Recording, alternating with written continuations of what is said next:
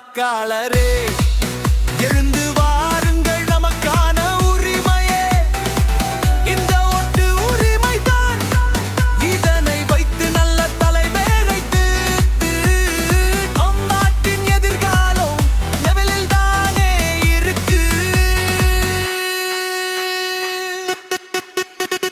வாங்க மக்கா வாங்க வாக்குச்சாவடி நோக்கி வாங்க நமது கடமையை இன்று நிறைவேற்றுவோம் நம் ஜனநாயக உரிமையை நேர்மையால் நிலைநாட்டுவோம்